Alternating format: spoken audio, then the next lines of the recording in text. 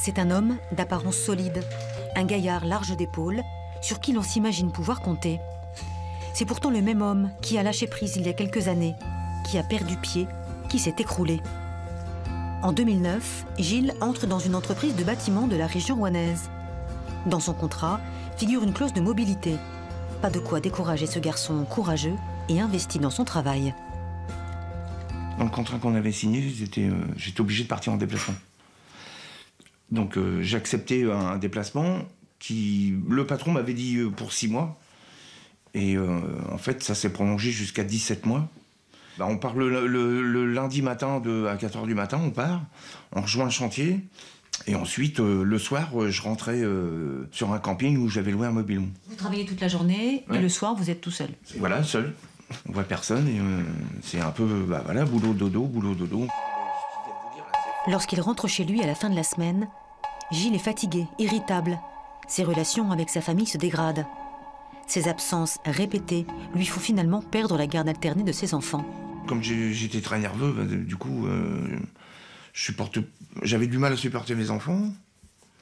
L'ami à l'époque que j'avais, bah, ça a fini par arrêter parce que comme on se voyait pas beaucoup, et puis que j'étais tendu, ben, voilà, elle a fini par partir. Parce que moi, j'étais pas contre le fait de partir en déplacement, mais pas sur des grandes périodes, quoi. Ça aurait été des périodes de 6 mois, bon, encore, je me serais arrangé. Mais comme il m'a dit, si je veux, je vous envoie 10 ans en déplacement, au lieu de faire tourner les gars, parce qu'on était quand même 25 dans l'entreprise, quoi.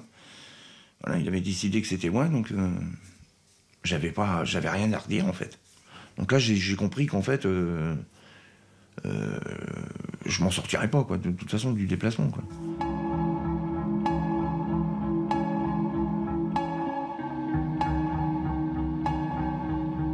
À son éloignement et sa solitude, s'est ajouté un accroissement de sa charge de travail et des responsabilités qu'il n'était pas censé endosser. Gilles est éreinté et déprimé. La première fois que je m'en suis rendu compte, c'est le premier hiver que j'ai passé dans le mobil-home. Curieusement, c'est en mangeant et en me voyant dans le reflet de la fenêtre. Et là, j'ai eu un gros coup de déprime en me voyant. Voilà. Ça a commencé comme ça, en fait. Tout seul à votre table. Ça finit tout doucement par le craquage, quoi. Hein, un jour, on se met à pleurer, on ne sait pas pourquoi. Je pleurais tout le temps, en fait. J'en rêvais même.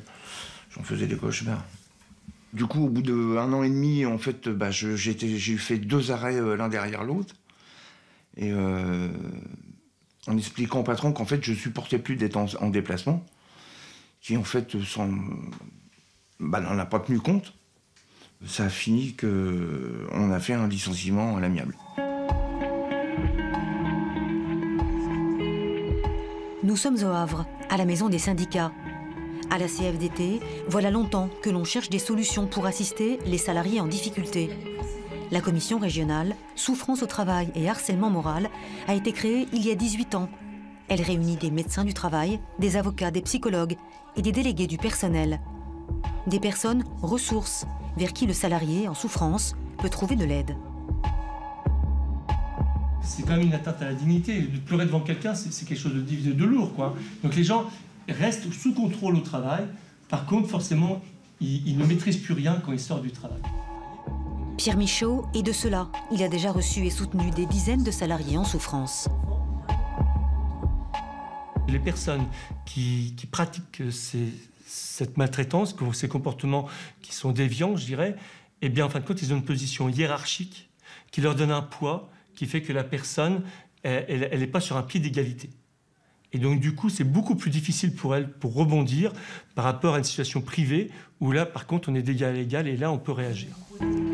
La souffrance peut venir de l'organisation du travail, de comportements de collègues ou de l'encadrement. Comment on sort d'une situation de souffrance au travail?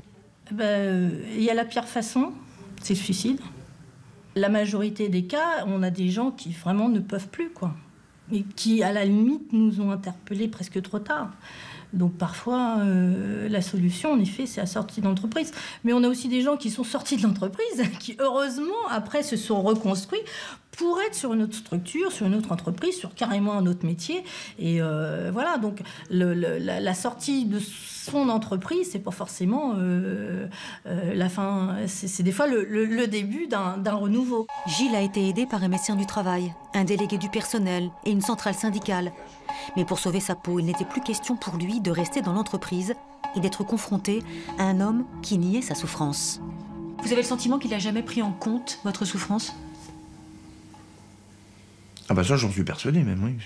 Parce que j'ai quand même pleuré plusieurs fois devant lui. Ça y a fait ni chaud ni froid, quoi. C'est là qu'on se dit, en fait, on n'est même pas un pion. C'est pas franchement humain, quoi. Et vous pensiez que vous pouviez un jour vous écrouler ? Bah, je pensais pas que ça pouvait m'atteindre aussi fort que ça, aussi longtemps, sur une période aussi longue. Ouais. Même la première fois que ça m'est arrivé, le premier burn-out, j'ai repris au bout de 2 mois, je pensais que c'était fini, quoi. Mais en fait, pas du tout, parce que j'ai recraqué 3 semaines après, quoi. Vous allez mieux aujourd'hui ? Oui, oui. Ouais.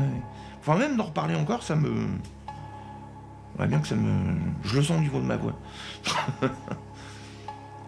Mais ça passera, ça finira par passer.